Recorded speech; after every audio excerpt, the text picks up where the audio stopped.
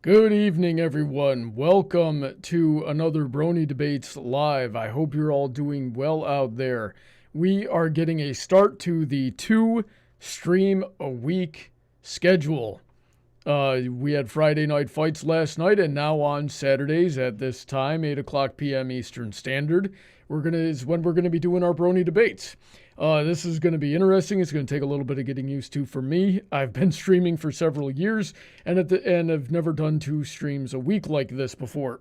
So, yeah, I almost forgot about the stream, and then at like 5 o'clock, I'm like, oh my gosh, I need to do that. Anyway, this is a topic that Cruizer Brony pitched to us a couple of weeks ago, and I thought was really interesting. So even though my setup for tonight's stream was a little last minute, I'm sure this is going to be a great conversation nonetheless. Unfortunately, Cruizer was not able to join us tonight, but we do have a couple of guys with us who have been on the receiving end of, well, just getting some therapy and, trying to take care of our mental health because, God knows humanity by and large is pretty bad at taking care of their mental health. But with that being said, how effective is therapy, if at all? So I got with me tonight, we got Pony Cordero. Are you there, sir? How are you doing? Hey, what's up? I'm Pony Cordero, and I need therapy. Alrighty then. And we've got Calbeck joining us once again. How are you doing tonight, sir? Hey there, hi there, ho there. I'm as welcome as can be. Very good. So let me just read off our patrons real quick and how grateful I am to have all of the generous support of my fan base, really, especially those on the $10 and up tier for Subscribe Star and Patreon. Big long list coming in. Princess Heather Blossom, Shady Oak Ministry, Sid McConroy, Autoknight, Emerald Spencer, Senko, DJ Skywalker, Rein-Kun, Morningstar, Pony Cordero, who's with us, QFlash, Billy Henline, Alden MacManx, EasyModeGamer, Kanto Acrylic VA, Mr. Sonic 31, Ridge the Hedgehog, Alicia Lynette, Zeta Z, Sniper Nighter, and Dark Malcontent, author of the Metaverse series. Check out their links in the description if you want to get on the show. We'd love to have you. We'll just get you to support the channel. Check out all those links in the description. Anyway, so let me start off tonight's topic. I personally have not had a whole lot of experience with therapy. I think I had I was like when I was gonna judge it anyway. Yeah. Well, I do have an outsider's perspective. There's my spoiler. So when I was in middle school and I think early in high school, that's like on the edges of my memory there. So I'm not sure exactly when, but I know that I would have scheduled meetings with the school counselor, usually once a week for a little while there. I don't think that really accomplished anything. And I don't know what it was supposed to accomplish. Nobody ever told me. They were just like, hey, here's this thing that you're going to be doing as per your IEP. And let me see. I've got an older brother who may or may not have a slew of mental illnesses. He's either bipolar, schizophrenic, or he's just plain evil. I have my own theories about that, but in fact, I think he might just be evil because he's been to multiple therapists, and either all of those multiple therapists are really bad at their jobs, which I'll admit is not outside the realm of possibility, but it's either that or he's just evil because nobody can ever find anything wrong with him. And, and then he went to jail for, assault and battery for a while, and he was supposed to be in there for 3 years, and he got out in 6 months on good behavior. That man has never been well behaved for 6 months in his whole life. So, and then of course he went right back to what he was doing. So, in my experience, it has not been very effective. I know a couple of people who swear by it. I believe one of them is in the call tonight. But yes, what I have noticed is that, like any job, I think most people are going to be very bad at it. And I've had I've had a lot of experience with Debate's over. Can't argue with that. I've had a lot of experience with bad doctors in my life, regardless of what field they're in. But psychology, especially, really it's where I'm most likely to find the types of people that really don't know what they're doing, and just so I don't know how specific I can get right now. Let's turn it over to Cordero. Cordero, tell us a little bit about your thoughts and experiences. Okay, so after stealing Cinema Therapy's opening, that's what they do. They go, "Hi, I'm Jonah, licensed therapist, and I'm Jonah, and I like movies." And the other guy goes, "I'm Alan, and I need therapy." Mm-hmm. And one of them is a professional therapist, and the other is a film director. And movie expert, and like I freaking love their show. It's fantastic. Yeah, Heather watches them a lot too. It's an interesting show. Yeah, Cinema Therapy is sick. Well, so I wasn't sure if you might have recognized the intro that I just ripped off. I did not actually. Yeah, that's what they do. But yeah, I have a very positive view of therapy. Obviously, I think it does help so many people, and I'm gonna use my prediction powers right now.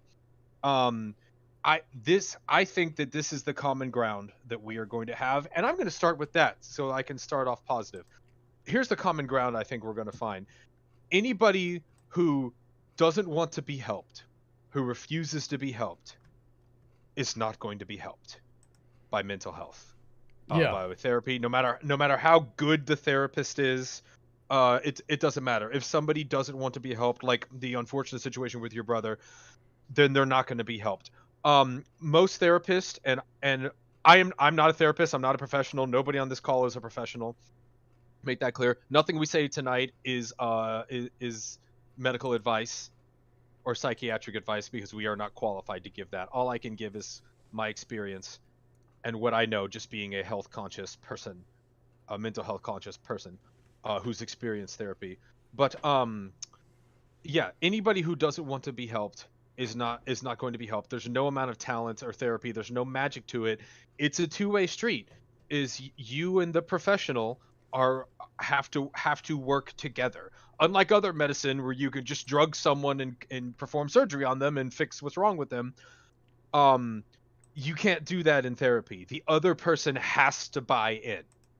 And if they don't ever buy in, then they're not going to be helped. And I think a lot of the negative place you're coming from for therapy comes from you, first of all, seeing this happening firsthand, your bad experience with your school therapist, and so it just feels like it doesn't work. But it definitely does for people who want to be helped and go to their therapist for help. Interesting. So do you, Cordero, do you want to tell us, or actually we should ask Calbeck real quick. Calbeck, do you want to tell us what your experience and general thoughts are to get the conversation going? Oh boy, I went into the California child health care system. Well, your first mistake was California. Yeah, well, yeah, I didn't have much choice being born there. Good night, everybody. Yeah, that was great. Let me tell you. And I was 6 when I initially went into what was called the CARE system. That's an acronym, CARE. And CARE basically put me in a hospital ward because the family had a divorce and they were fighting over custody. So I was in mental health care, not for me, but because they didn't have anywhere better to put me while they were trying to decide who was going to get custody. So that, as a result of custody battles, and during my stay there, during my stay there, as a matter of policy, they gave me a psychiatrist. And I'm like 6. I don't know what mental problems are. I don't know that I have any. And the psychiatrist keeps trying to find one. Oh, wow. Oh, that's a bad day. Yeah.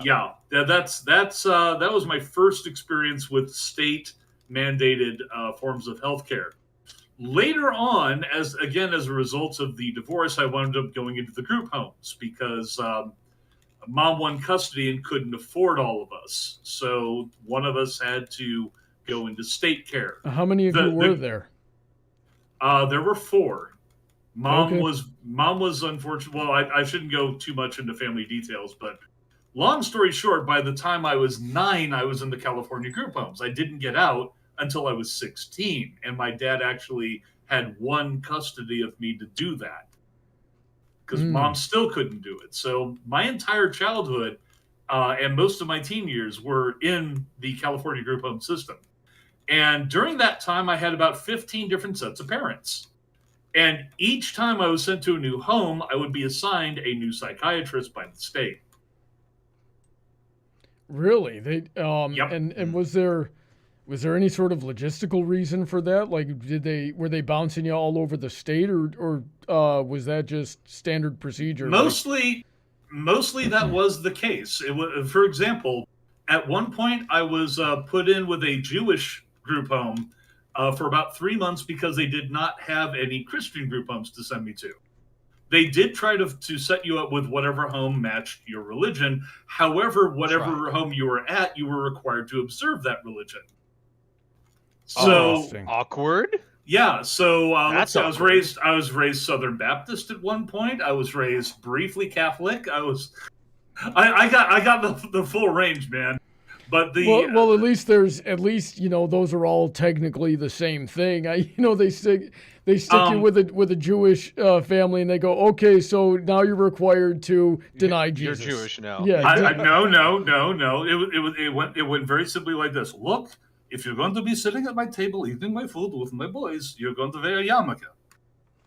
Oh, okay. Well, that's fine. That's not. Sit down, That's eat, not just go. I do not want to be you more than starting that. up with the prayer because you're not Jewish. You don't understand what we're talking about. This no offense to you, but okay. You're a Gentile, all right. Oh, okay. He was a fine guy. He basically was as hands off as he could be. Oh, okay. But it's like I'm sitting there at the table wearing the little skull cap, and everybody but me is praying. Right.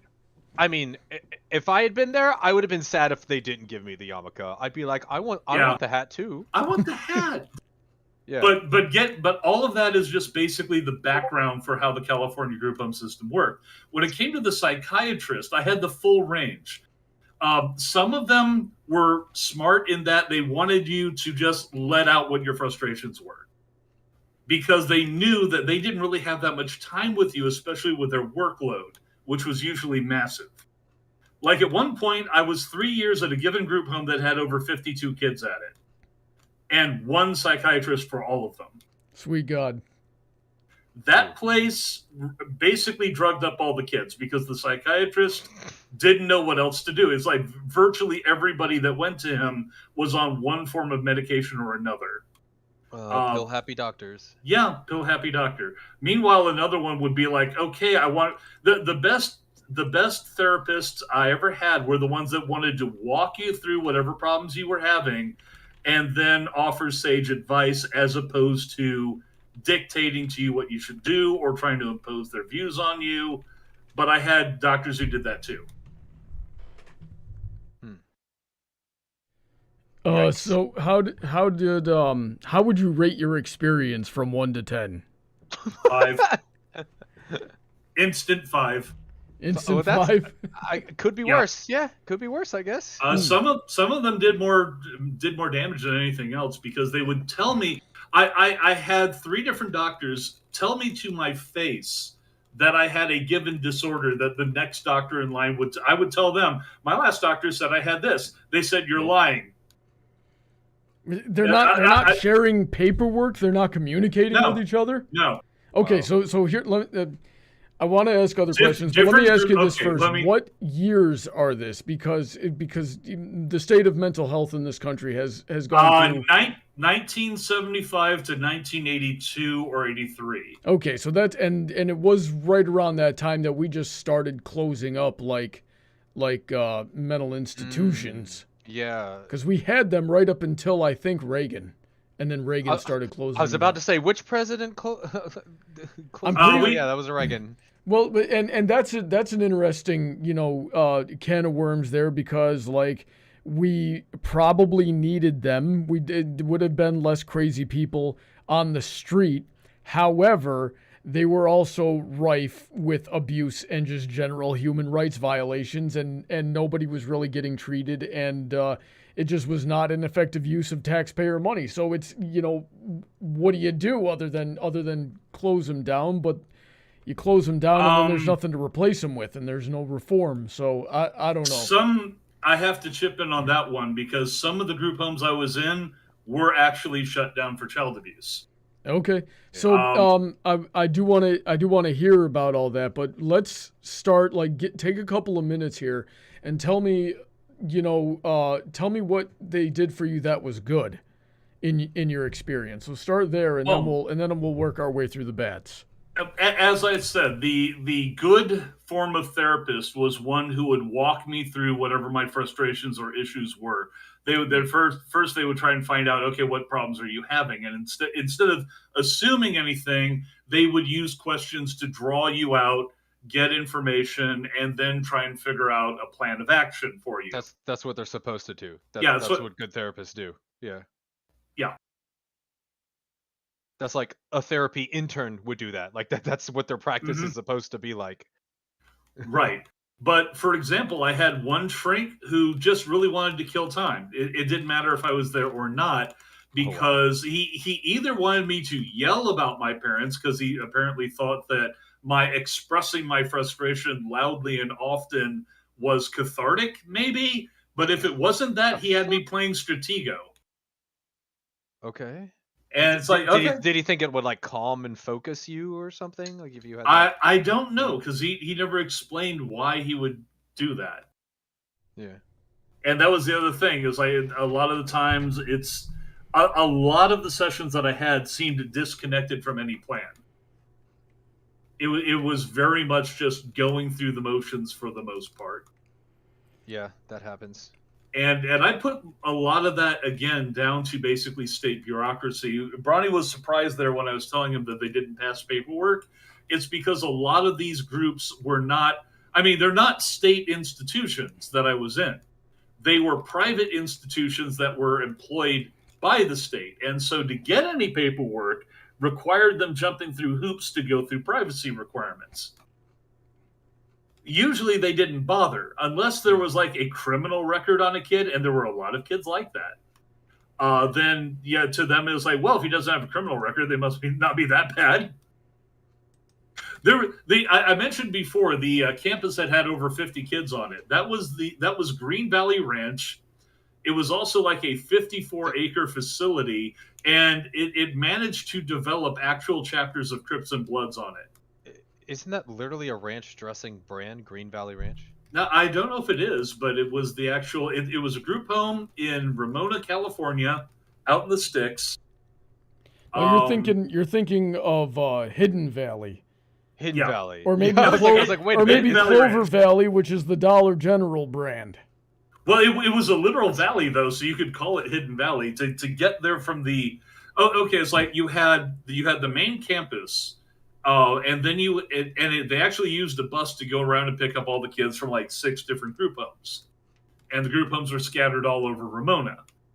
And each group home had a different set of parents that usually had different sets of rules. And you would be shuffled around them depending on their housing or whatever needs. So, but at the same time, like if I had medical information from the care facility way back, they wouldn't have it. Because to get that, they would actually have to go through the state and jump through all the hoops, and mostly they just didn't want to do the paperwork. And that was most homes. Most of the homes, if I recall correctly, basically got $1,000 stipend per month per kid from the state. And as long as they stayed within certain basic rules formats, they just got paid, and that was it. So... one of the earliest homes I was in, I actually, I was actually raped and rather brutally abused, not by the parents, by one of the other inmates. When I reported it to the parents, they laughed and told me that I must have enjoyed it because I was a 6-year-old kid who must not be fighting back against the 12-year-old. Oh, I would have. And- I would have. What the fuck? I mean, if I was an adult and I heard that, or they'd literally be dead.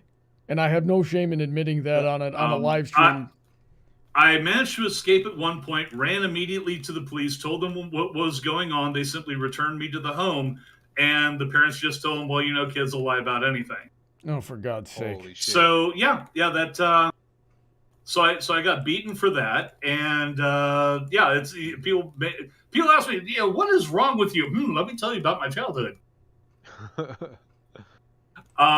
Later on, there was another. I'm trying to remember. There was one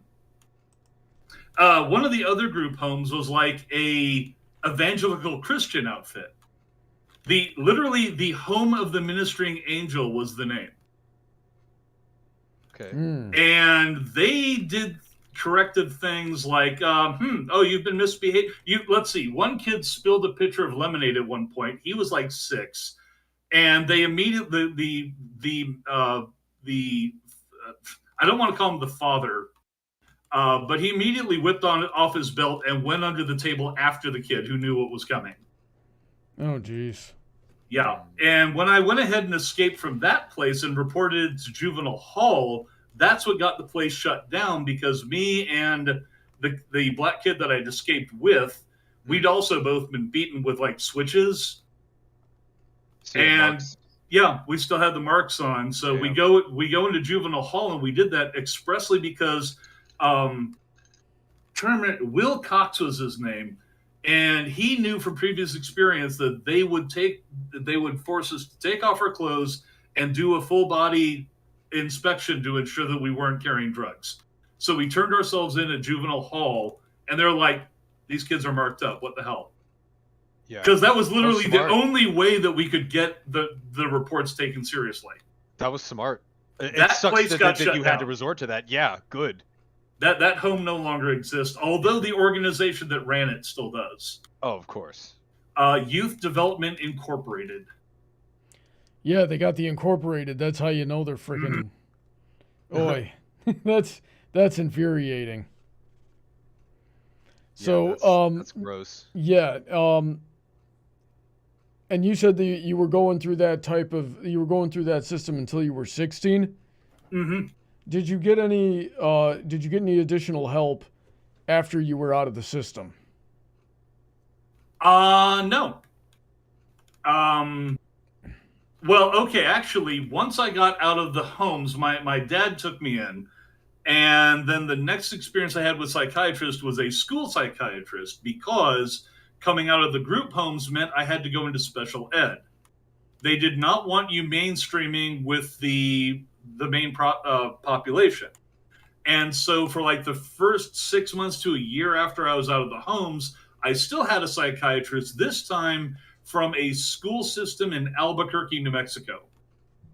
It's actually, I kind of feel weird that I have to add New Mexico onto that. What other Albuquerque is there? I'm sure if I looked it up, I'd find some other ones. And I got in trouble there because I was smarting off with the psychologists. Really? They were showing me pictures. You know how they do the ink blot test? Rorschach, yeah. Yeah. Okay. What do you see here? Naked girl. What? That's a naked chick. I see boobies. It's like, well, how about this one? That's tits. Okay, so did they really look like breasts, or were you being a troll? No, I was smart enough. Okay.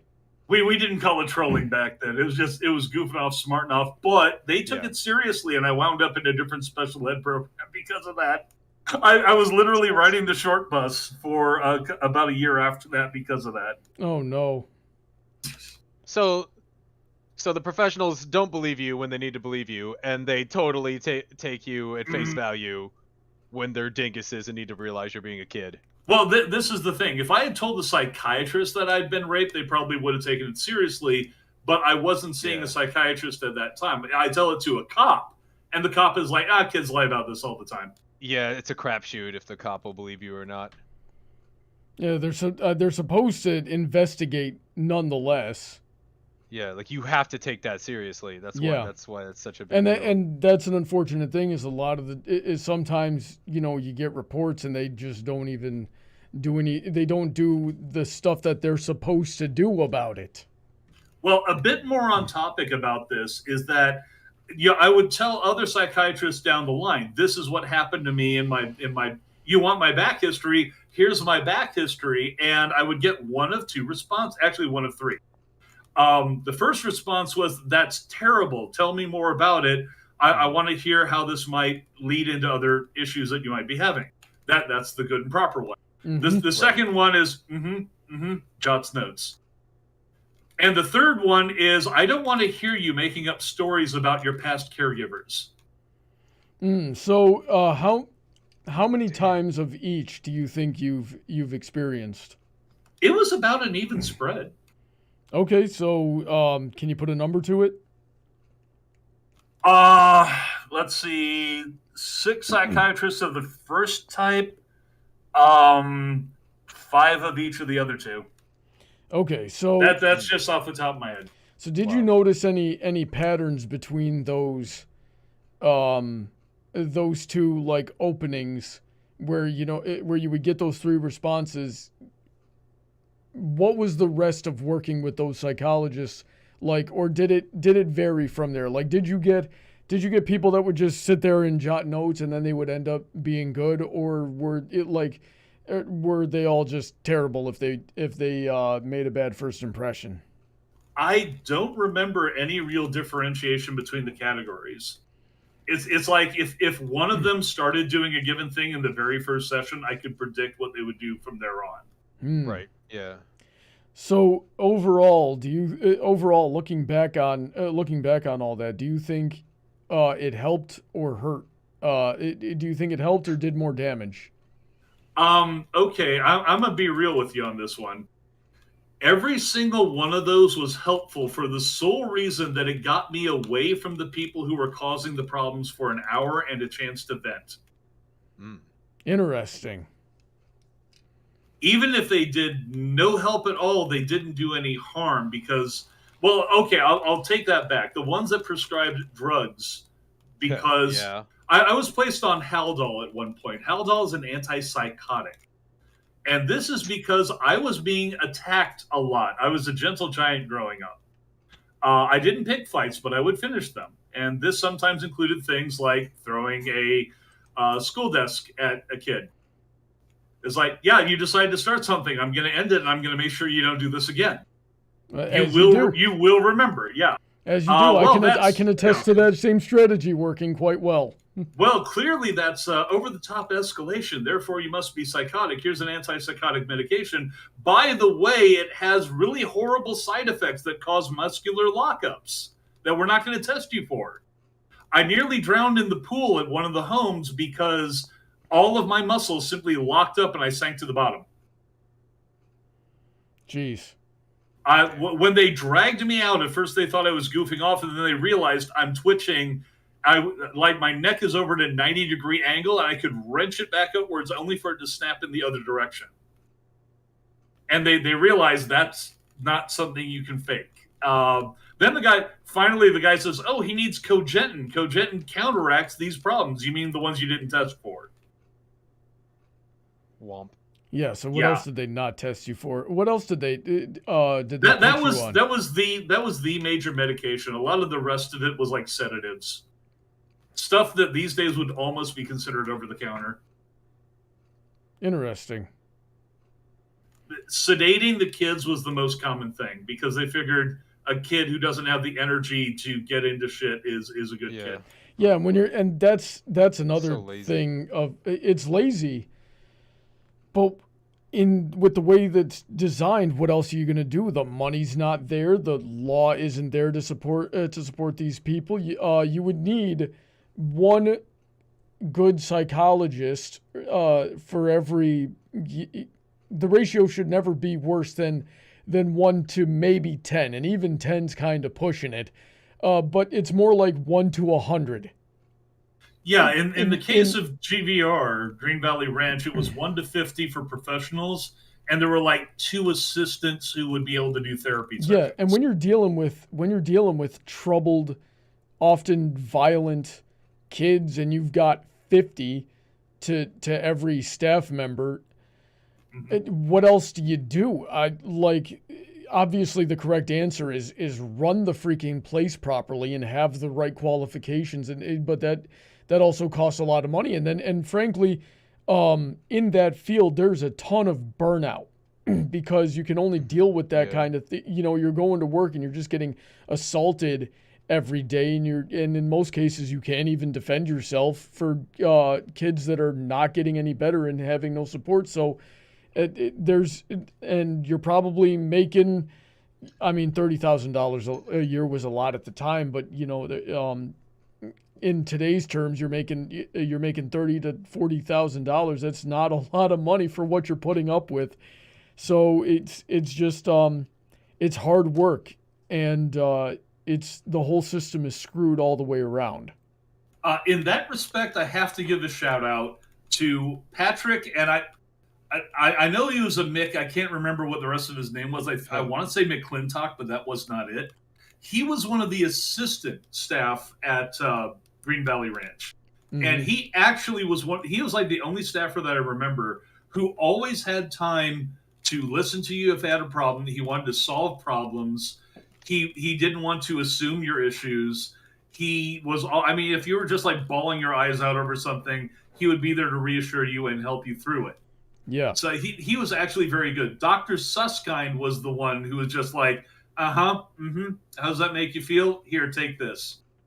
Yeah, so you told us you had, doing my math here, 16 psychologists or psychiatrists, whichever one it is, throughout your time in the system there, and you said 6 of them actually tried to work with you, in terms of like actually doing the right thing. Is that correct? You said 6 were. That's about a third of them. Yeah, they were the ones that were actually proactive and.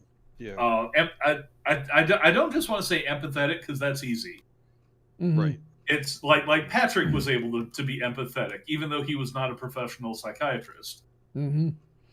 But even just being empathetic was often very helpful. But as far as working you through therapy and giving you a plan forward, that doesn't really help that much. And I will say this: if that, let's assume that ratio of good to bad psychologists is consistent in the rest of the system throughout the country. It's not. Oh, well, maybe in the system he went through. My information is dated and regional. Let's be upfront about it. Okay.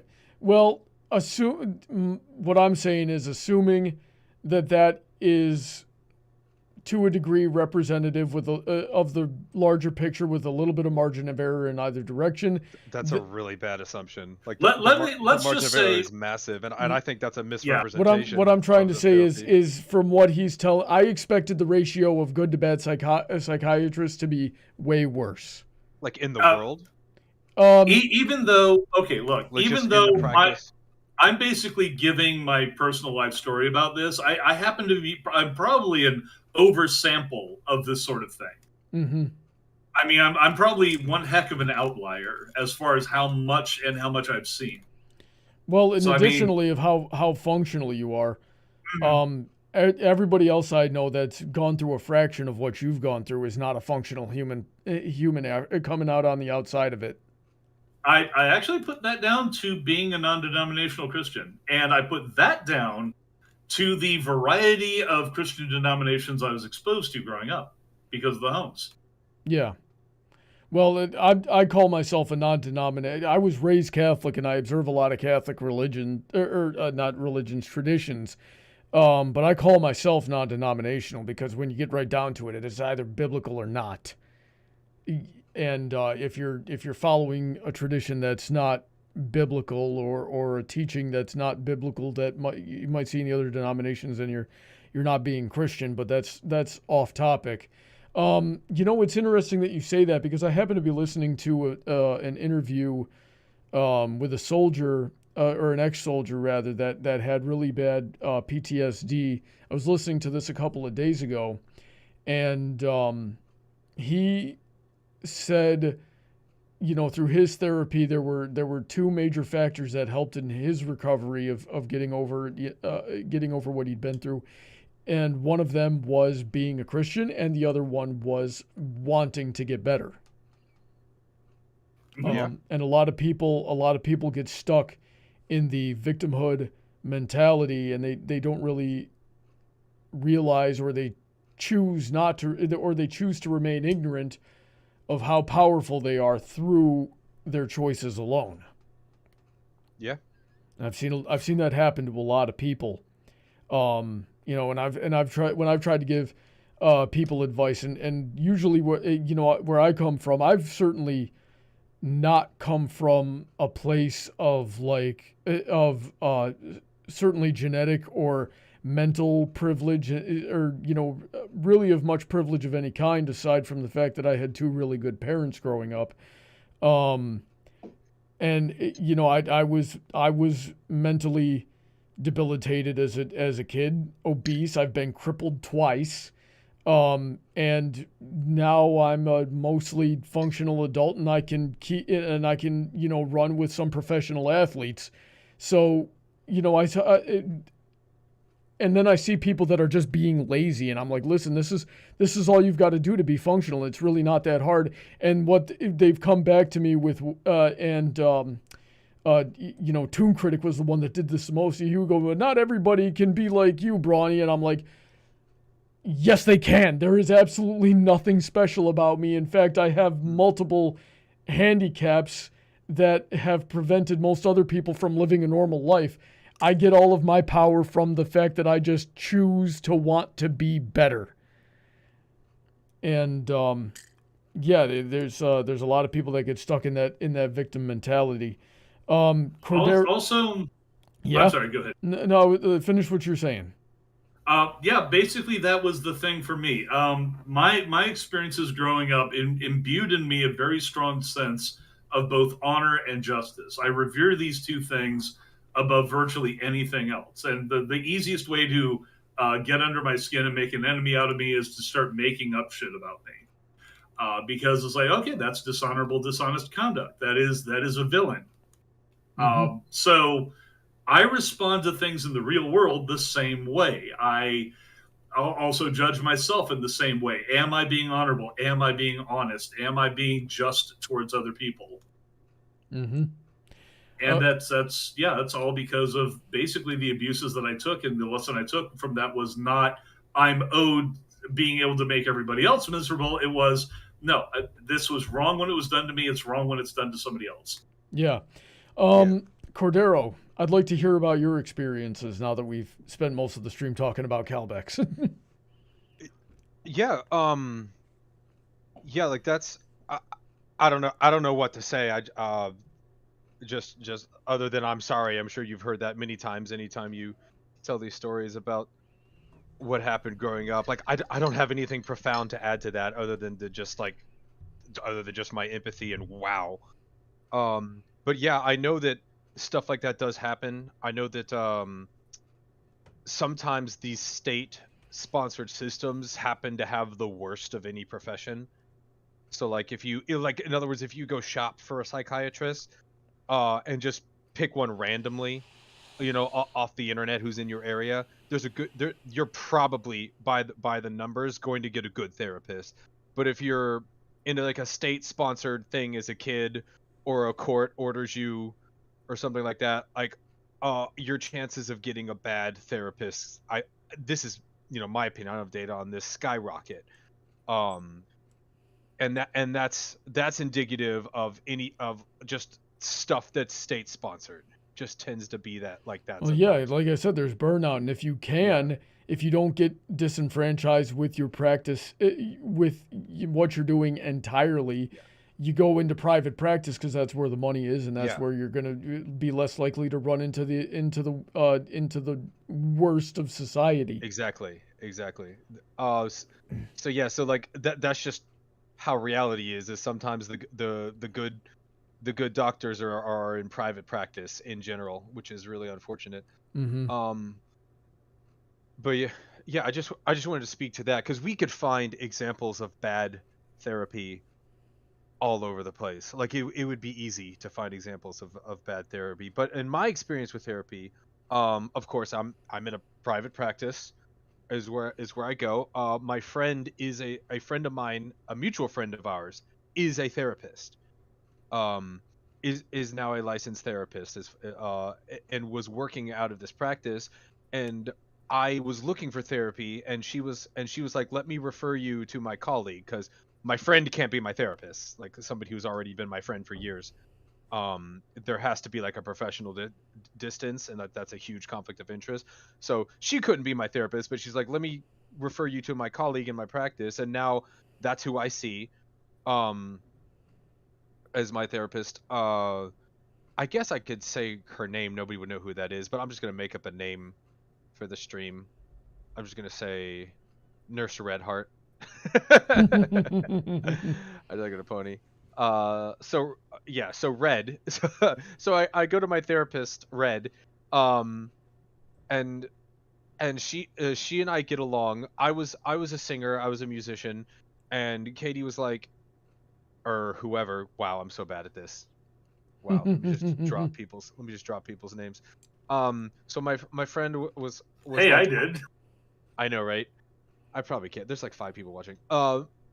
My friend was like, I know that you were a performer, and this therapist was also a performer. Like she's a dancer, so like we connected on like stage stuff, like stage anxiety and being a performer and stuff like that. And we happened to hit it off really well, because another thing about therapy is that if it's not working with your therapist, it doesn't mean they're a bad therapist or that you don't want to be helped. Sometimes it's just not a good match, and you should get another therapist. If you're in a state-sponsored program, sometimes you don't have that option, and you're just told that you're a lying child. But in general, if someone is just out there looking for a therapist, you should shop around for a therapist, for one that works for you and who's affordable, who's within your price range. And yeah, like I went in there having lots of issues, mostly with anger management and just dealing with my past, dealing with what's called a competency wound, which is pretty common. And just trying to figure out how all of that relates to my anger. And my therapist has done a really good job of just helping me come to terms with stuff. There wasn't a lot my therapist told me that I didn't already know. But the problem is you can know everything in the world. You can have all the self-awareness in the world. It doesn't mean you can fix yourself. Always. Like, what you know does not equal what you feel. And that was a big thing I had to come to terms with, because I'm like, yeah, I know this and I know that about myself. I know this is bad. I know this anger is connected to my past. I did the whole timeline. Like, I would basically sit there with my therapist, and I would just therapy myself. Like, I would just say, here's what I'm doing. Here's what I did wrong. Here's how it made me feel. Here's what led to that. Here's why this resulted in anger and all that stuff. And my therapist would just, she lets me talk a lot because I clearly like talking. Who would have thought?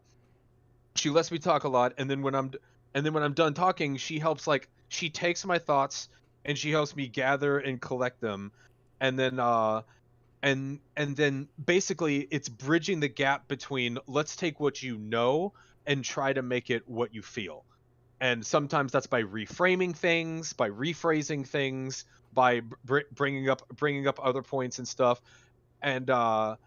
And without getting just into the details of my own therapy, it's been working really well for me. Like my spouse and my friends, like the people who are close around me, have noticed the difference.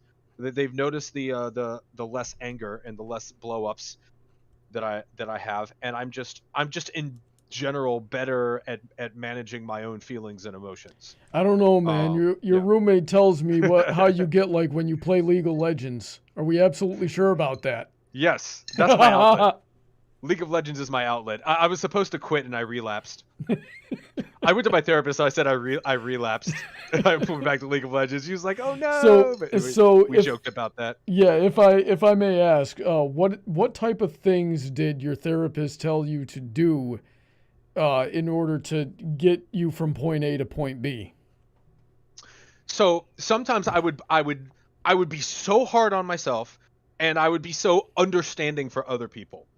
And I would be hard on myself. I would blame things like on me, or I'd be like, this person who I have a relationship with, they must think this about me, or I must be this terrible. And one of the reframing things that she did is this like, well, if you did all of these bad things to that other person and they're still around, does that mean that this other person is stupid? Are they weak? Are they easy to trick? Are they easy to manipulate? Because let me be more specific. Sometimes I'd be like, I feel like I just manipulate people into being my friend, or manipulate, or like I'm doing something wrong.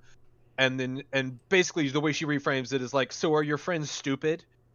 Or like, is specific friend you said like an idiot and easy to manipulate? And be like, no, they're very strong, if not stronger than me. And then she's like, well, what does that say about them? Doesn't that speak negatively of these people who you like? If you think that you can so easily pull the wool over their eyes like that. And I'm like, holy shit, that reframing device just completely blew my mind. And now I do that a lot. Now, a lot of times when I'm being really hard on myself, I just go, hey, if what you're saying about yourself is true, what does that say about the people around you? And if it reflects, if it reflects negatively on the people around me, now I'm like, nah, now I know it has to be false, because they're not dumb and they're not bad or whatever. So that's one way that helps me reframe and be nicer to myself when I need to be nice to myself. You know something, I could picture having a very similar conversation with Red, because I tend to do the same exact sort of thing. I had this image in my head of her telling me the same thing. Oh, does that mean that Heather is stupid? And because I often say that Heather could do and probably deserves a lot better than me. And I go, Heather wouldn't know everybody else that she's been with has somehow managed to be worse than me. So as far as she can tell, I'm actually good.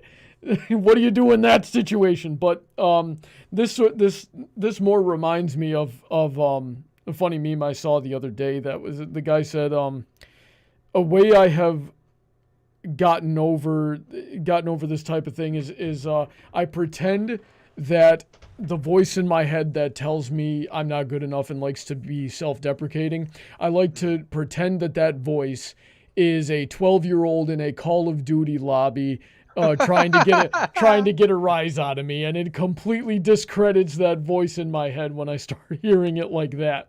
That's a good reframing device. Yeah. Yes, that's what that reminded me of. And you would say it's been that your experience has been helpful for you, that you've gotten better for it.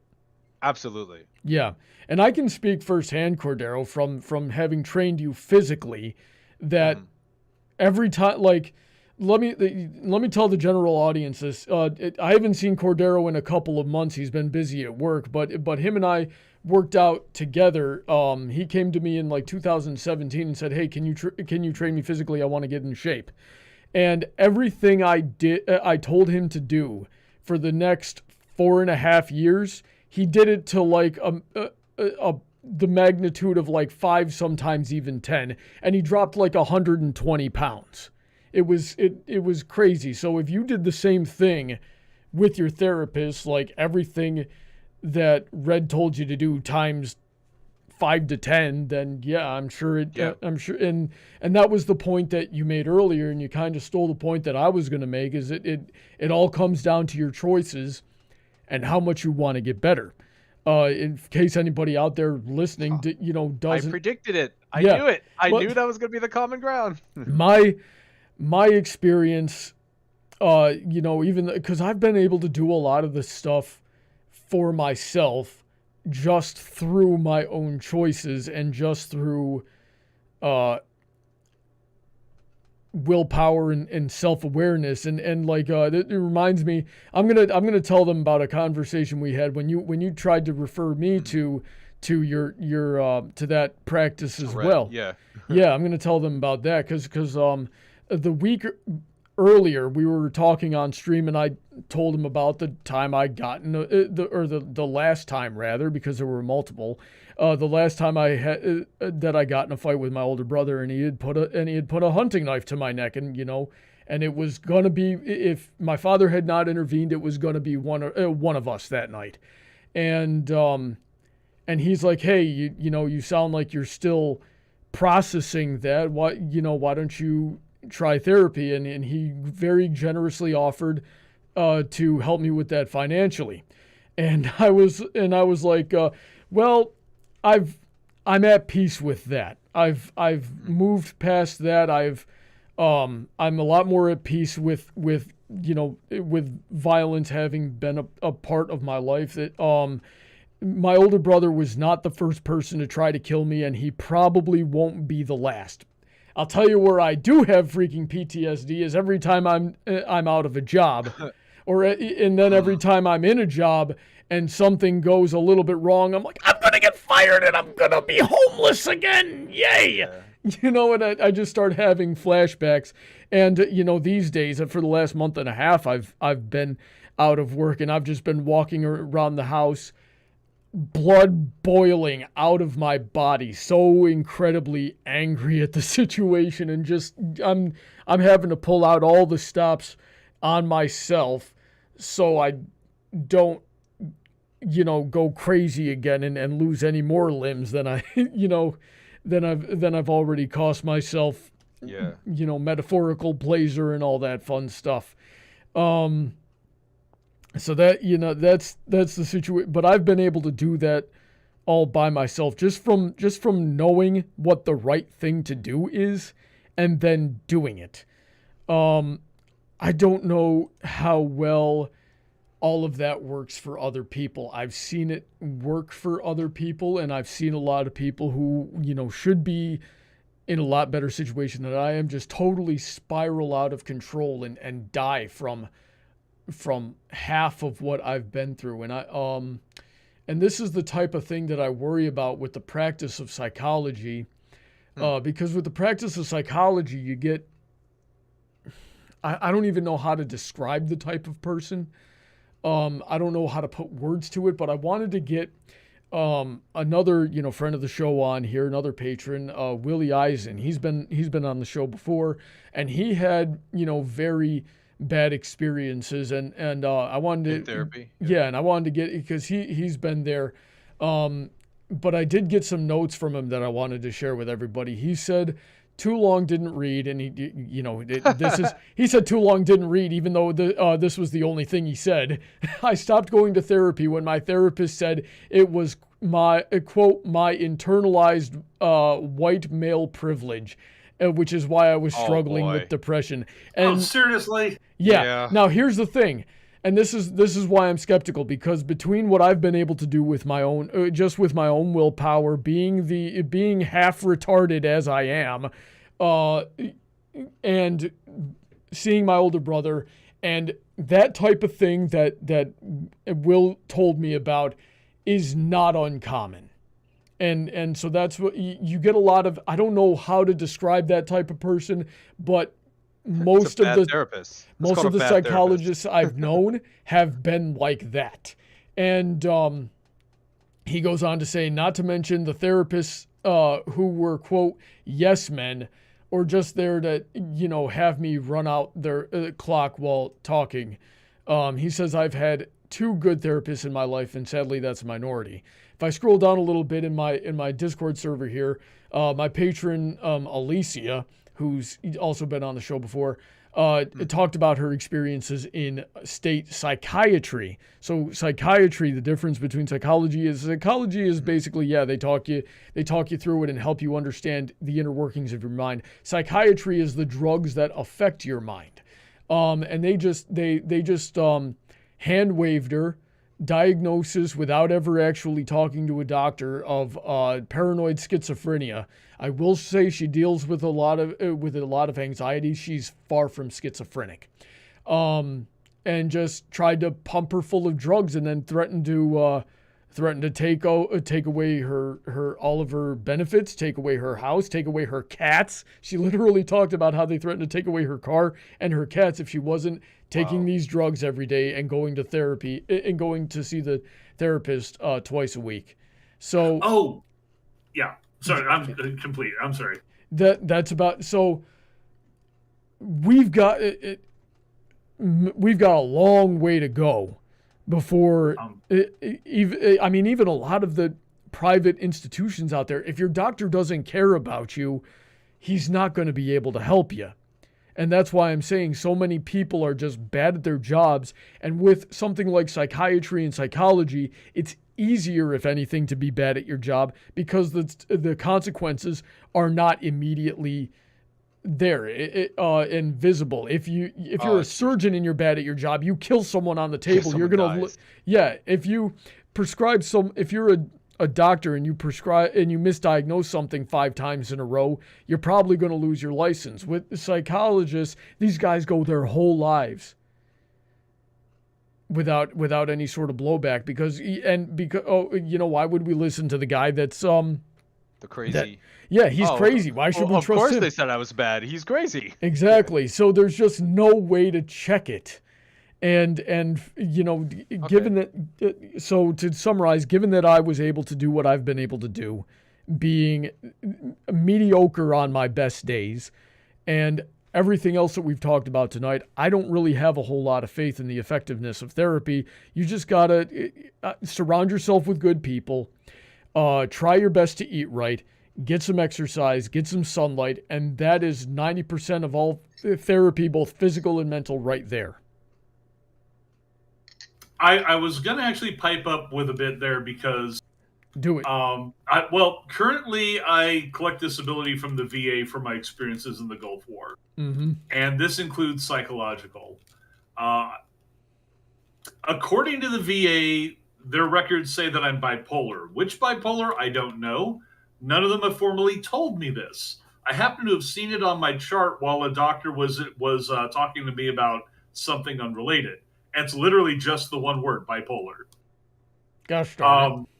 Yeah. Now, the thing is, they did offer me therapy at one point. And so I can go ahead and comment on how the VA is handling psychiatry and therapy. Oh, no, not the VA. Yes, it's the VA. And here's how it started. First, they had me go and see one of their therapists and tell them what I thought was wrong with me. The guy interrupted me halfway through what I was trying to tell him about my Gulf War experiences, jotted something down, and gave me a disgusted look, and I got 50% disability. And that was literally it at first. Oh, yeah, because he had 30 other people to see that day. No, he just looked disgusted like I would like, okay, so what? That kind of attitude. Then I was sometime afterwards offered psychiatric help. I said, great, I'd like to try that out. They sat me down at a table, gave me a sheet, and said, diagnose yourself. Wow. The sheet was literally, you need to tell us what your specific disorder is. What are you self-reporting for? And then we can hook you up with a doctor. That's a horrible way to do it. Awkward. I did not even understand most of the clinical references because they were all that. It was not, tell us what your symptoms are, how you're feeling, and we'll slot that in with, get an idea of what's wrong. It's like, no, I was like, do I have a dual helix side cerebral syndrome or some shit like that?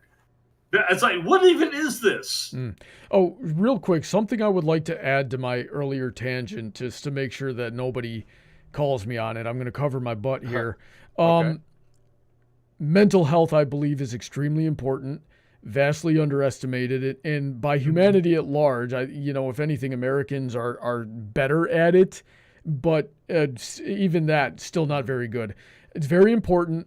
I do think it's a necessity. I do wish we had mental health, like really good, widespread, and easily available mental health facilities in this country. We've got the very science of psychology and psychiatry has a long way to go before it's good on average. I'm like I was going to say earlier. For Calbeck, the ratio was 1/3. It's probably way worse than that in reality, and we need to get it up. We need to improve the system as a whole. But I do believe it's important, and I do believe that people should do their best to help themselves with whatever they're going through. So with that being said, Does anybody want to add or take away to that whole tangent that I did? Yeah, I profoundly disagree. Do it. I think that mental health professionals, the psychiatric and psychology profession in general is very good. Just like their success and helpful rate, I think, is about the same as doctors of any discipline of medicine. And here's the thing, when therapy goes terrible and the professionals behave poorly, we hear about it. We absolutely hear about it. And when therapy goes well, you don't hear about it unless you hold a debate and bring somebody on and say, tell me about your positive therapy experience, if you're willing. We will always hear about bad therapy and not so much about good therapy. Therapy at large does work. Again, it requires buy-in, but if you have the professional and you have somebody who's willing to buy in, most cases you're going to see improvement. You're going to see somebody getting better. And the average run-of-the-mill therapy student, like somebody in their master's program, because they'll have you start taking on clients even when you're in your master's program, because the only way to get better at therapy is being a therapist is to be a therapist. But obviously that's all done up front. You know that you're meeting with a student, blah blah blah. And even a therapy student is really good at what they do, and it's mostly what Calbeck was saying earlier of the person who just listens, asks questions, and lets you like talk and work through what you're going through, and doesn't just throw pills at you, and doesn't just throw accusations at you, and doesn't just throw diagnoses at you. A good therapist, even a therapy student, will most of them are smart enough to just get to know you, ask the questions, be supportive, and then if they do make a diagnosis, it's based on not one session, but having lots of data of speaking to you over and over again. And I absolutely understand that if you've had a bad experience in therapy, or you've seen several people in your life, it just not working. I can absolutely understand being like, well, then everybody must just be incompetent in this entire industry. That's not the reality of the situation. Therapists are very good at their job, and I'm of the opinion that everyone needs a therapist. Even if you think that you've got your life together, even if you think that you're doing really well, everyone needs a therapist. We all need to go to the doctor at some point. And not even when you're sick. You go to the doctor for physicals, you go to the doctor for checkups, you go to the doctor to make sure nothing's wrong. It's the same thing with your mental health. It should be treated the same way. And I think that everyone could use a therapist. And so if you go get a therapist, or if you start shopping around for one, find somebody you can afford. They're out there. They have methods of helping you afford it. And find somebody who works for you. And if they don't work, say just go to the next one. Calbeck, it sounded like you wanted to add to that. Go for it. Yeah, I would say that the real problem with the industry and the practice as such is the systems by which it's employed, and especially when it's with government, it winds up being a fight between the bean counters and the politicians. I'd say the politicians, neither of which knows anything about anything. Which exactly. It's about, to them, it's about resource management. To all of us, it's about healthcare. And the problem is, like I said, I think I've mentioned before, not on the show, but the VA also assigned me a social worker. Do you know how many people he has in his actual workload? Well, it's a she now. I got reassigned. But the first person that I was assigned to, I was like, I'd like to make an appointment to see them. I was told, well, they don't do that. Well, why not? Because they have 50,000 people. Oh my God. It's literally, they can only respond to crisis situations. That's all they're there for. That's all the VA will pay for. That's insane. Bad. I can't even fathom that. There are over 500,000 veterans in the Phoenix metro area that a single hospital and its few annexes handle. Yeah. So them having 10 social workers on call or so, yeah, that's about 50,000 each, roughly. Yeah. And yeah, so it winds up being only when a crisis happens can they get somebody on it. And most of the bad care that I've had in my life has been with systems that were basically overloaded with kids, overloaded with people, and most of it wasn't like they got to specialize either. If you're in the group homes, you have kids with every kind of disorder or issue. A lot of them not even having disorders, but just having like really bad home issues. They need somebody to talk to. So you wind up having to be an all-rounder. And that tends to be, I think, why they'll resort to drugs whenever they can, because it just removes part of their workload. And that's what it boils down to. Yeah, that's all very true. Alrighty then.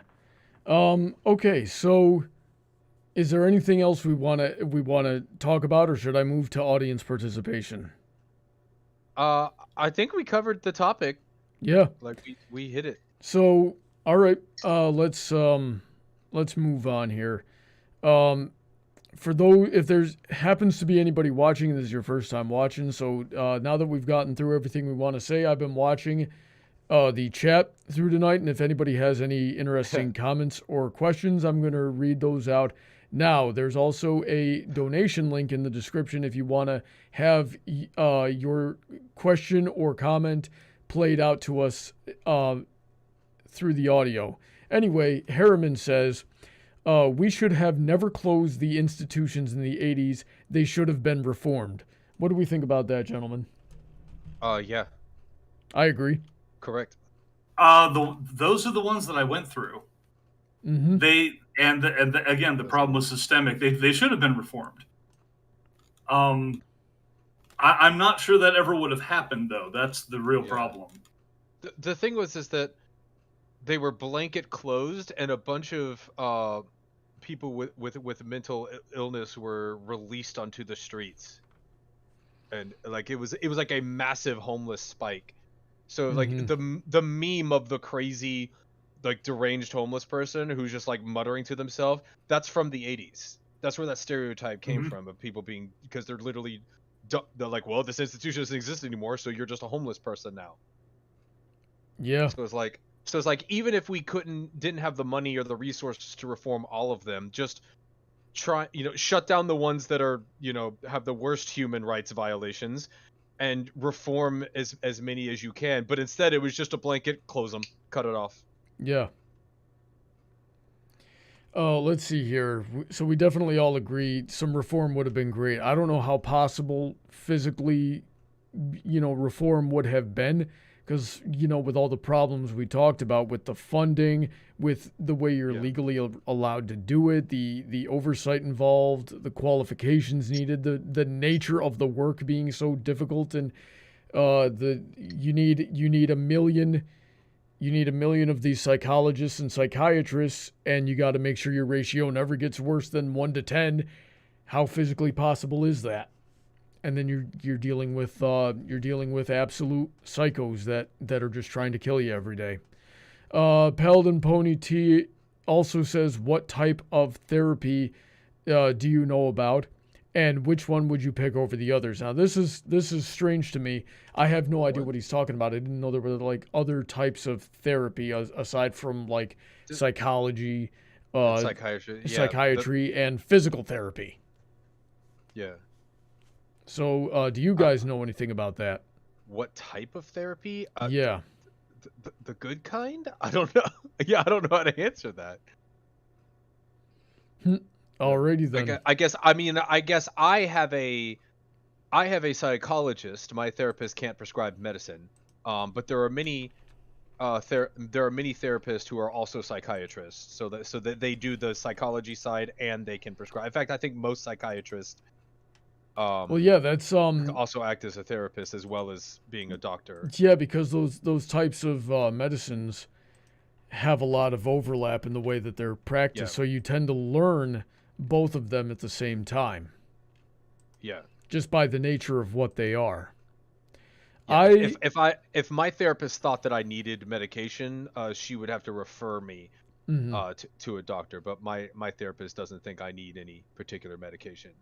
I'm very wary of psychiatric drugs. I think they get overprescribed a lot. I think that they have a lot of really bad side effects that we don't really talk about as a culture, and they just and because they get overprescribed a lot, they end up being a band-aid instead of treating the actual issue of whatever is causing you. But I'm not gonna claim that I know really anything about that. So I'm pretty light on those convictions. I think I need to study it a lot more. Unless a person literally can't function, like they'll lose their mind, or like they literally can't function without the medicine, physically and mentally. The therapy itself is way more valuable than any drug. Sometimes drugs are necessary. Sometimes somebody will literally, drop into seizures, or not be able to control part of their bodily functions, or have really bad dissociative episodes, and those people absolutely need their medication. But it's like the real medicine is in the therapy. That's what makes this effective. And going back on that point to the VA with my own experience there, after I actually wound up refusing therapy because it's like I can't self-diagnose, I don't know what's wrong with me, and you're not telling me. They simply started throwing drugs at me. It's like, okay, try this. I'm reporting back what my symptoms are, and they're just blowing it off because it's like, that can't happen. Well, this didn't happen until I started taking it. Well, certainly not the medication. Here, try more of it. Okay, that's not working. We're going to switch you to a different medication and try more of it. So after about a month of that, I was like, you guys don't know what I actually need, do you? No, we're actually trying to figure it out. So, no, I would say that if the first thing a psychiatrist tells you is you need medication, find another psychiatrist or a therapist. Especially if it's on the first visit. Yeah, so if it's like right off the bat, they just want to sell you stuff. I've quoted this meme on the show before, but I'll say it again. If you go to a doctor of any kind, and they don't ask you about your exercise, your social circles, your job, your stress factors, how much sunlight you're getting, all that basic health maintenance stuff, your diet, if they don't ask you these questions and interview you thoroughly, and they just prescribe you a drug, especially on the first visit, that's not a doctor, that's a drug dealer. Yep. Yeah, pretty much. And a lot of times, and this is another thing we didn't really talk about, the lobbying for drugs is insane. Yep. And the kickback, and doctors do get like kickbacks and sales commissions for prescribing these drugs.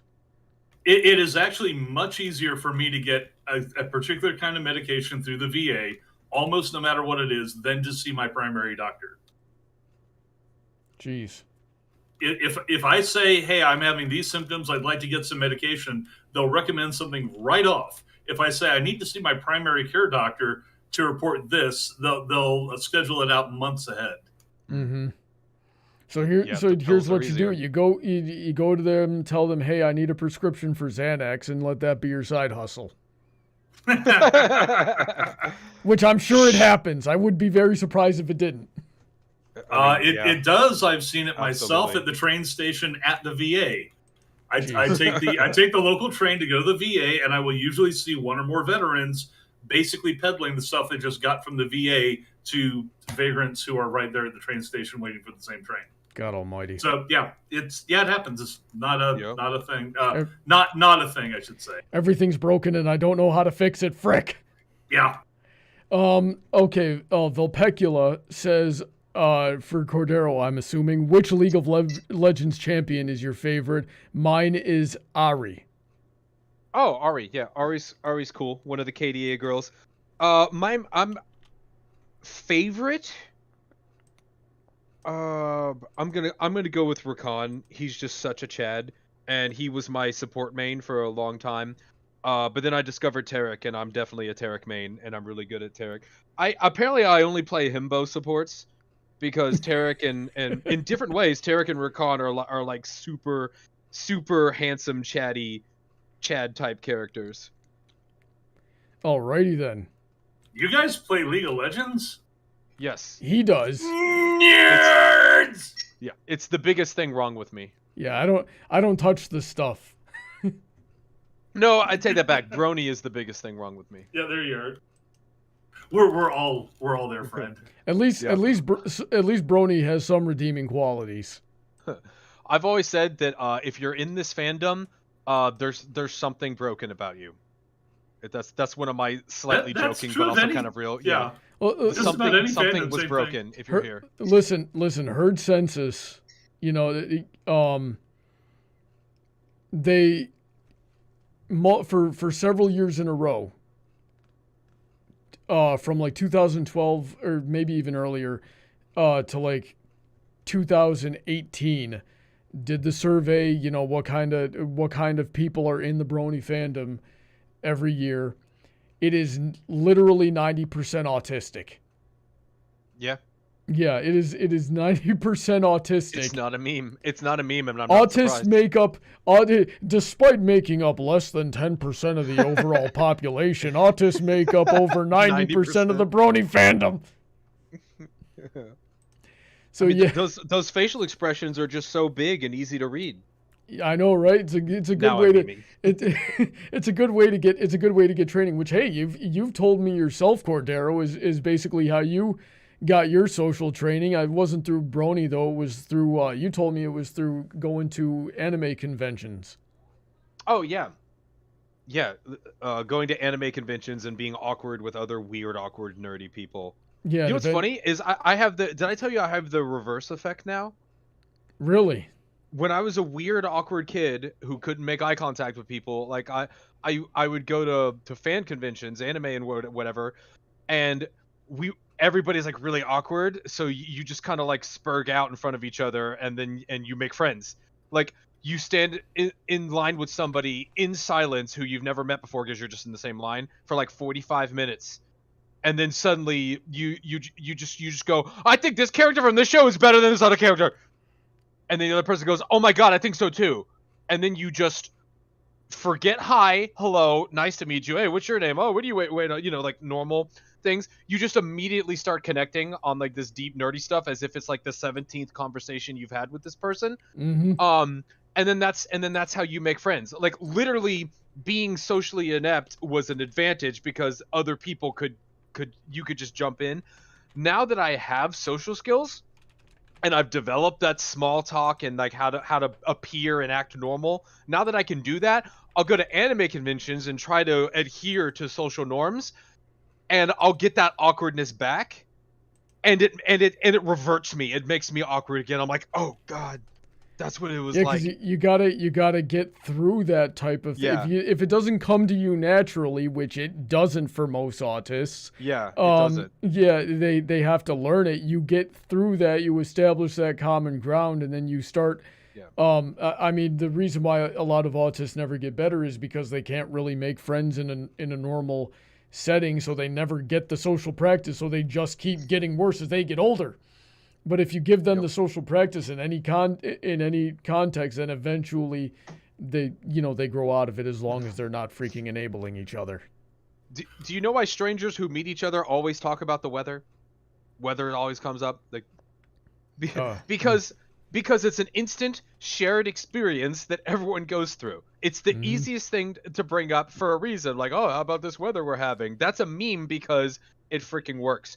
And this is what I didn't understand when I was socially awkward, is I'm like, oh my god, small talk is so dumb. Why are there all these stupid rules for interacting with each other? And now I'm like, oh, that's how you prove you're not a psychopath.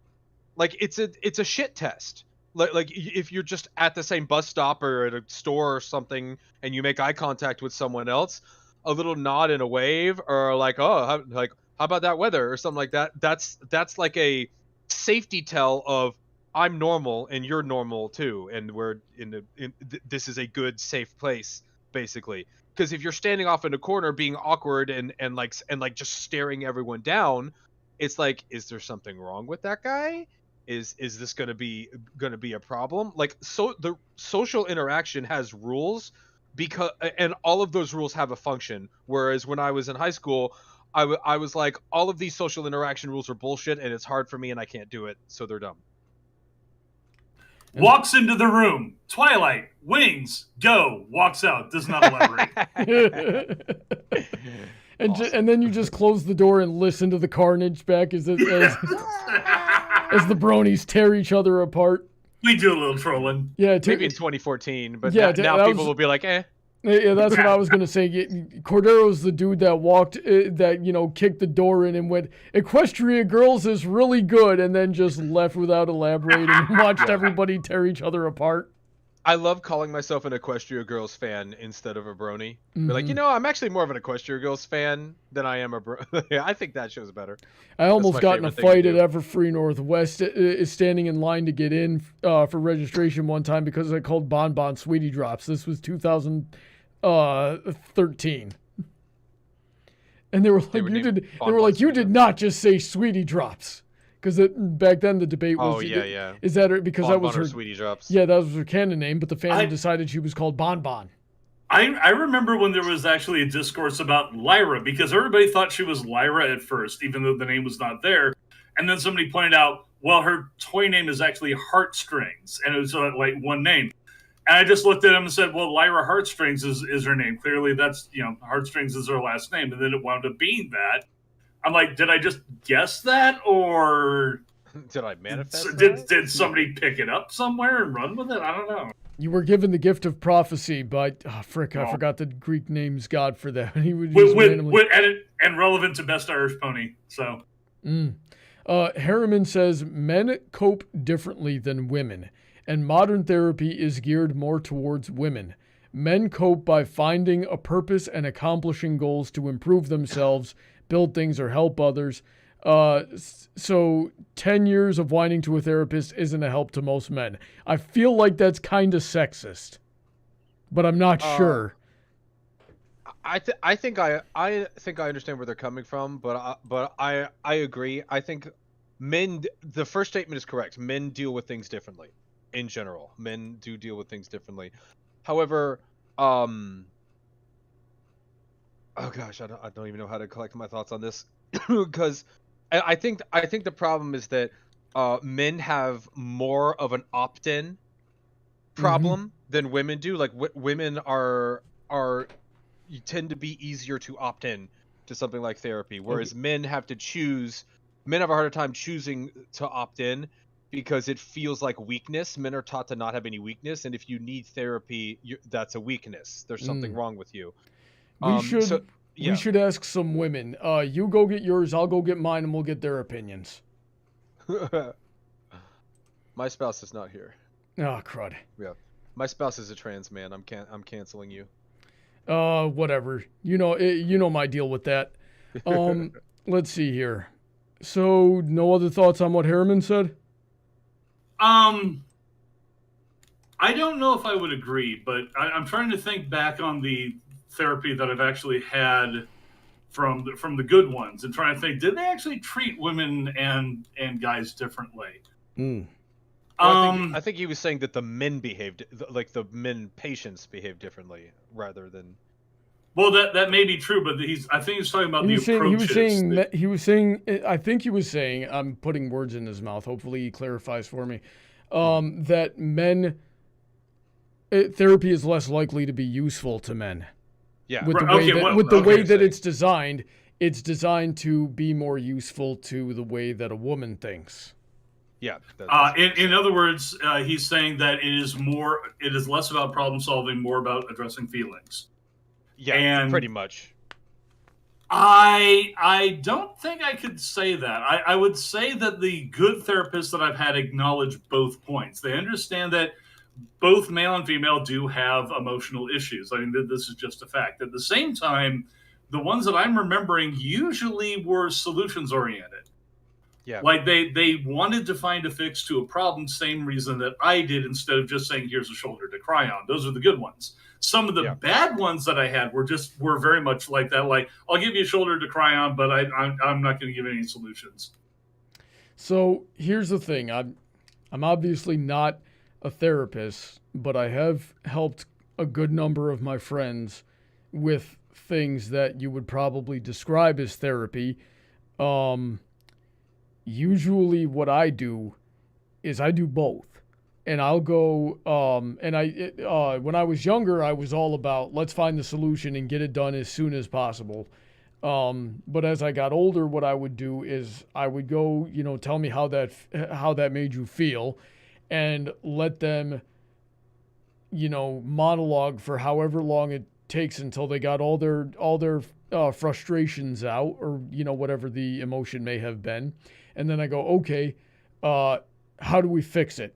And sometimes I ask them how to fix it, or how they want to fix it, or I'll say, are you ready to fix it? And or here's what you should do if you want to fix it, type of thing. So, like most things, if something has two possible causes, it's probably a little bit of both. And if something has two possible solutions, it probably takes a little bit of both. What do you guys think about that? Yeah.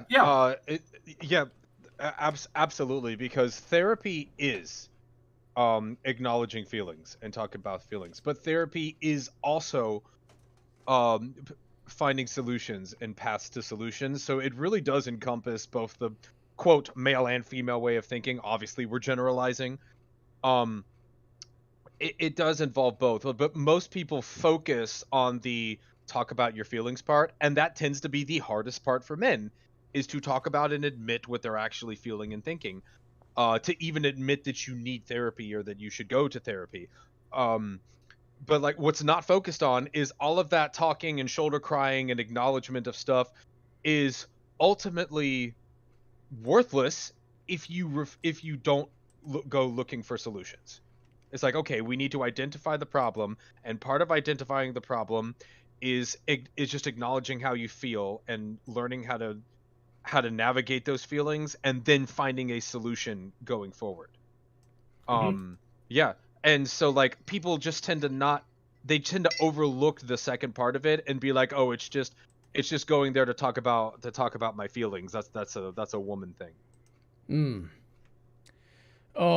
Let's see, what else we got here? Sniper Nighter says to Calbeck, bipolar means you're attracted to round and square poles alike. That's what I'm going to punch you. That's a insert pansexual joke here.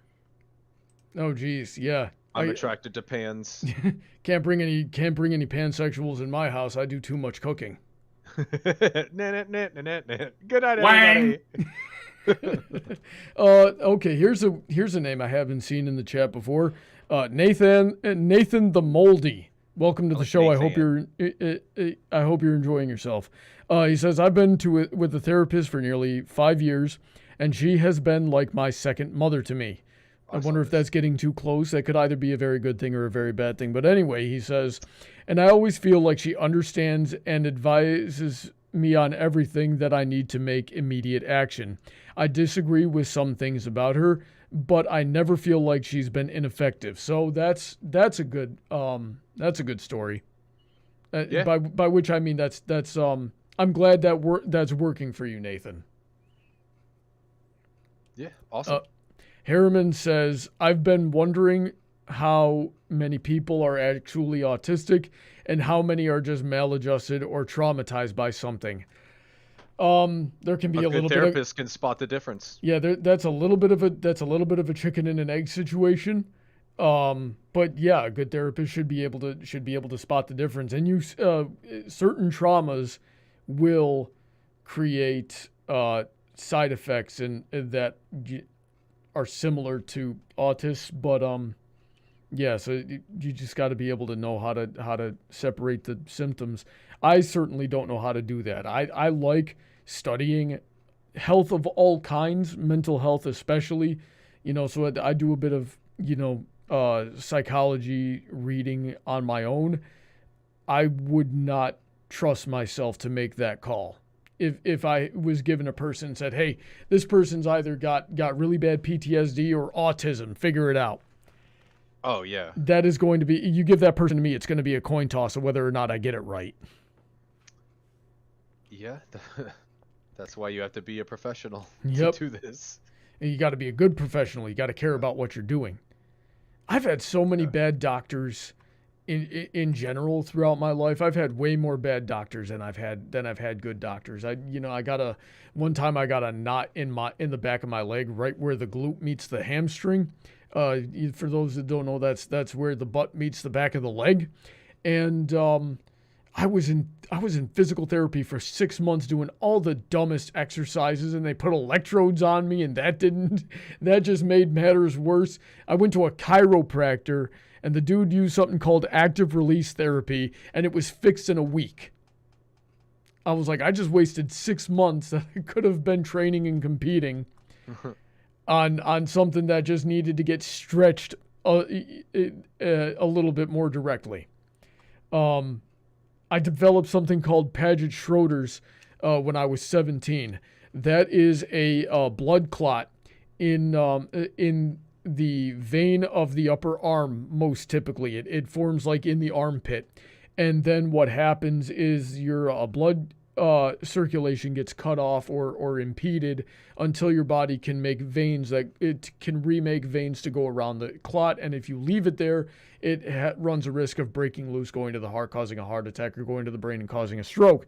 I looked like Hellboy for a while because my right arm just swelled up. It turned out it was a byproduct of doing judo, and those shoulder throws where they get the leverage by slamming up into your armpit. That'll cause some internal bruising.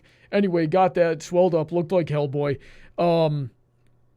And it took them. Brawny does judo, gets swole. Yeah, it was bad. It took them.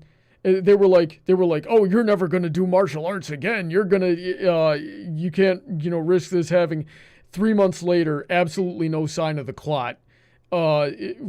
With minimal treatments, and they were like, we've literally never seen this before. This is the fastest case of Paget-Schroeder's healing that's ever been on record, something like that. I probably just doxed myself. And what else?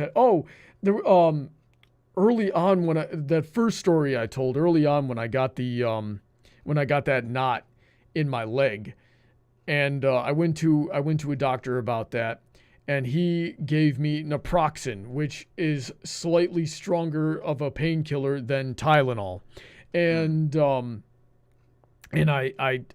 he was writing up the prescription, and these are the exact words I said to him. I'm 17 years old, and I go, okay, so listen, I've got a competition coming up in a couple of weeks. I've got a karate competition coming up in a couple of weeks. Is this going to affect my performance? Because you're telling me I got to take this twice a day for a month. And he goes, sexually? And I'm like, no, you freaking idiot. I said martial art. You weren't listening. Yeah, who the frick gave you a doctorate? God almighty. And those are the ones that stick out the most to me, but I've had a lot of bad doctors in my life. Moving on. Sniper Nighter says saying you should shop around for a therapist is like saying true communism has never been tried, in my opinion. What do you think about that, boys? I don't even know how that relates to the topic. Like I don't even see the comparison. Let's talk about communism.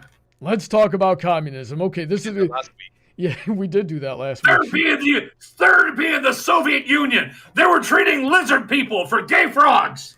Oh, he's in Alex Jones doing mode Alex now. Jones voice, yeah. Alex Pones.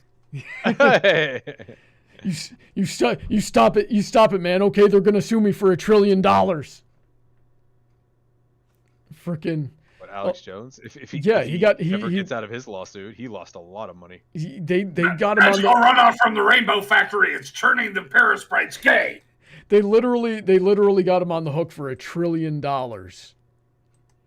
Yeah, they literally sued him for like all the money in the world. Like it's comical how much they want from him. That can't be constitutional. But that's all I found in the chat. Did you guys see anything that you wanted to address? Yeah, I was watching that comment thread, people talking about getting a therapist, and it was giving me it actually brought another thought to my mind, and that's if you want to find a therapist that is good, and you're worried about not finding someone who's going to just throw pills at you, or somebody who's gonna just say that you're a white male and your toxic masculinity and privilege is your problem. I would actually recommend going to obviously a private practice where they are training master students. Because remember I was talking before, like, oh, even a therapy student would blah blah blah. I think that the practices that are actively trying to grow the practice and bring in new therapists and are training new therapists, that I think that it's more likely that kind of a practice will have good therapists there, and that you'll find someone that works for you. And sometimes, like, you might think, oh, I don't want an apprentice doctor, I would want sometimes the student will be more affordable, because if they're a student, they're going to be cheaper. The student is more affordable, and they're usually being either observed or mentored by another therapist. So if there's something they run into that they can't handle, in most cases, they're not just going to steer you wrong or do it. They're going to consult their mentor. Like, I just think that overall, if it's an environment of learning and helping and healing, that your chances go up even higher of finding a good therapist, who I promise that they're out there. So Sniper and that Nighter, there are a lot of them. Sniper Nighter clarified, said it's not the communism part, it's that you got to keep searching until you find a good one, and it's like a needle in a haystack. That's anything. No, that's anything. You got to keep searching. Well, like, the needles are out there, and it's more like a stack of needles, and there's some bad needles in there. Yeah, so that's where, but that's where you and I disagreed with a lot tonight. But there's nothing wrong with that. I'd be willing to. I'd be very interested in learning more what other people think are the statistics, and maybe there actually is a study out there that sort of breaks it down. But that good and bad therapists are very nebulous terms. Exactly. It's hard to nail so down. I do a lot of the reading of just general what goes into psychology, and I've read a lot of psychological studies, but I've never read anything like that. So I just don't know. It's a very interesting question, and I want to learn more about it. So now I've got another angle I can tackle my studies with. That reminds me of a question I wanted to ask you guys. How do you find a good therapist if you're a piece of trash human being? Like, how do you find someone that's gonna make you better if you're just a terrible person? How are you gonna find someone who works with you and is going to help you get better if you're a terrible person? And I know we said you have to want to get better, but will usually work with therapists will work with any type of person, and believe me, they run into plenty of awful people. But basically, it's a matter of so if we're taking to face value that this is just a terrible person. So let me give you an example. I was listening to Jordan Peterson talk one time, and he talked about a client he had that was like assigned to him. And this guy had bad narcissism and bad psychopathy, which he described himself as a terrible combination. And obviously, this guy doesn't think he has anything wrong with him. Right. And I don't know what the conclusion of that story was, but it's that type of person that I'm talking about. Yeah.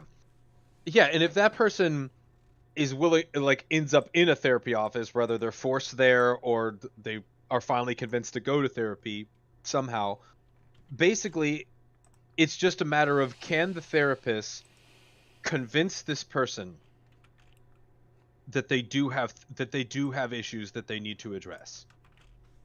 And if the therapist can do that, can take somebody who's not willing, who's not opting in, and reach out to them and get them to opt in, well, there you go. There's your turning point. It's not guaranteed that even the best therapist in the world will convince somebody to opt in, but that's kind of the point of the profession. And that brought up another thing, is sometimes people are assigned or ordered to go to therapy who absolutely don't want to be there. And my therapist has talked to me about this before. It's the worst kind of client to have, because they don't want to be there. They don't want to be helped. They don't want to talk to you, but they have to sit there in the chair for an hour. And it really sucks because there's plenty of bad people and narcissists that they run into that all the time. But if a therapist can get through, if you can get through to them and get them to be like, hey, let's at least work on this. It'll never be an overnight. It'll never be a sudden thing. It'll never be like, oh, thanks, doc, I'm cured. I'm a good person now. But if they can just find that footing and get their foot in the door, then there's a chance. Then there's hope. Last one for tonight here. Paladin Pony T wants to know, is Dr. Wolf real therapy, or is he just very good at acting? So absolutely not, and he's not good at acting. Yeah, I would definitely say his acting skills need a little bit of polishing, but that's neither here nor there. Therapy, I'm going to tell you my thoughts on it. My therapy is an action. The being a doctor is a skill set and something you got to study for and go through that. But to give somebody therapy to sit there and be willing to listen and do what it takes to help someone solve that, I do believe anybody can do that. If you're compassionate and empathetic and at least a little bit knowledgeable on how to solve some problems and have a passion for wanting to help people, then you can help. And Doc certainly has done that for a few people at the very least. I don't know exactly how many. He's helped me with with a couple of things here and there. And I know he gets a lot of self-fulfillment out of helping people, very similar to the way that I do. He has gotten in over his head a couple of times, and there has been times where I think he gave bad advice, or he went about a situation in a way that probably was not helpful. But given the experiences that I've talked about tonight, he's done just as good or even better than a lot of other therapists I've seen out there. So take that for what you will. Does anybody else want to add on to that before I wrap this up? Yes. The fact that this question was asked earnestly, I'm assuming it was asked in earnest and wasn't a meme. That is my biggest problem with Dr. Wolf. Dr. Wolf is not a professional. He's not a therapist. He's not a psychologist. And you thought he was. See, this is the problem. He's an accountant. He comes across as one. Okay, he's I've seen his he's a good listener, and that's great, and it's great to want to help people. It needs to be plastered on his content. This is not therapy. Remember at the beginning, even I was like, this is not therapy. Don't take any of this as medical advice and all of that. Yeah. He needs that disclaimer. The fact that he lacks that disclaimer is straight up unethical. And there really is that impression that he actually is a therapist, and he's not just playing a therapist character in the content he's doing, because that's what he's doing. He's playing a therapist character. I'm glad that he actually wants to help people, but he blurs the line way too much, and people are mistaking him for being a professional, and that's a problem. That's a huge problem. And those times where like you said, he's gotten over his head, like that's where there's the potential to do harm, is when somebody is like, oh, this isn't just somebody who will listen to me, who I can talk to, which is great for anyone to do that for someone. But like the impression that this person is a professional and knows what they're talking about, that's dangerous. That's dangerous and harmful. And I've always thought that I wouldn't have a problem with Dr. Wolf if he had very clear disclaimers that he's not a therapist. But the fact that he doesn't have that, even being charitable and say that he's not doing anything malicious, it's still bad and unethical that he does it that way. That's always been my problem with Dr. Wolf. I can certainly understand that. So I think that's about all we've got. Should we wrap this up? Sure. On that low. I'm sorry. Let me bring that up then. I'm not a therapist, but in the Brony community, I play one. Yeah. That'd be a great line. And say that all the time. Say that at the beginning, at the end of your video. Show this is not therapy. According to Angela Speed, Lightning Bliss made a disclaimer for him.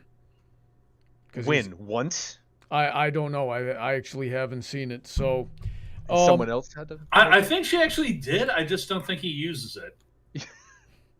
Alrighty then. So summarize your thoughts for tonight and one thing you learned. Calbeck. Life sucks and then you die.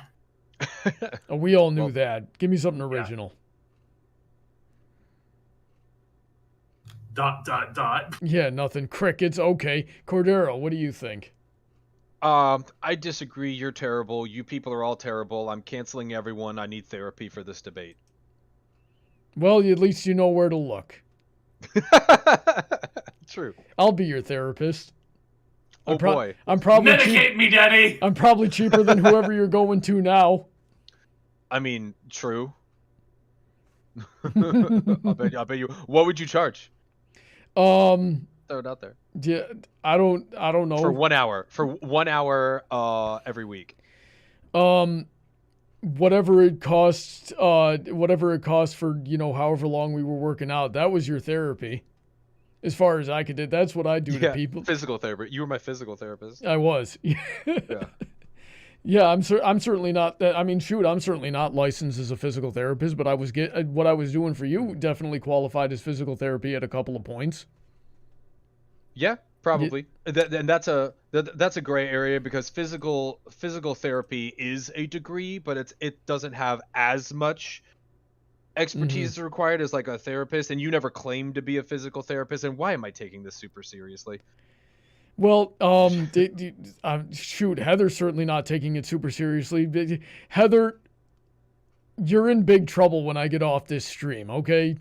I'm gonna get off this stream and I'm gonna go on to Heather's stream and I'm gonna just spend that entire 2 hours just beating the crap out of you, Heather, for coming in here. Medicate me, Daddy, ooh woo.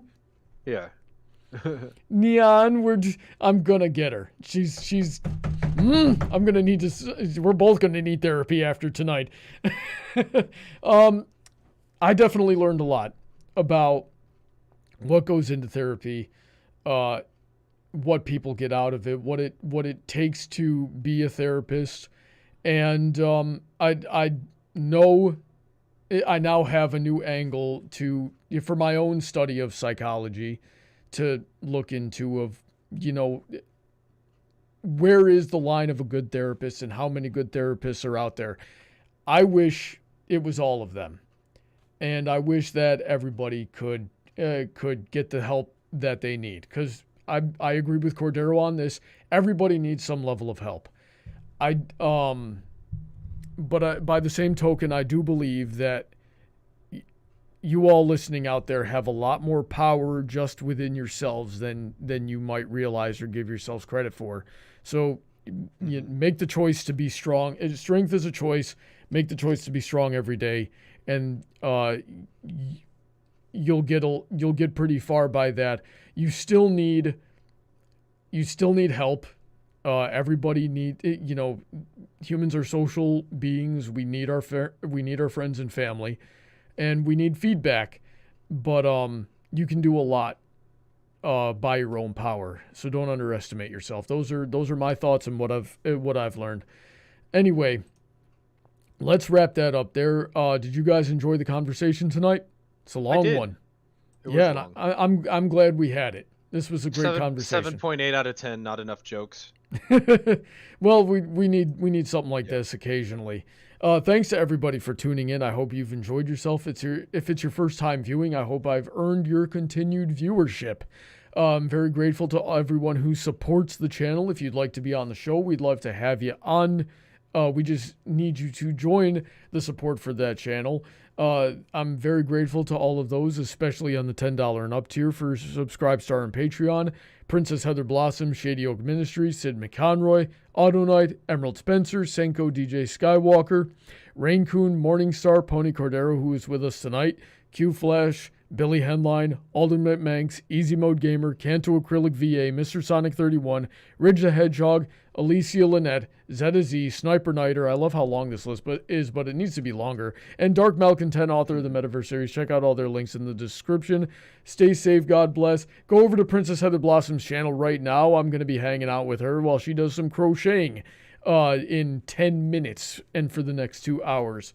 And we will see you next week on Friday for some gaming, 8 p.m. Eastern Standard Time, and again on Saturday at 8 o'clock p.m. Eastern Standard Time for another Brony Debates topic. Once again, stay safe, God bless, say goodnight, everyone. Good night, everyone.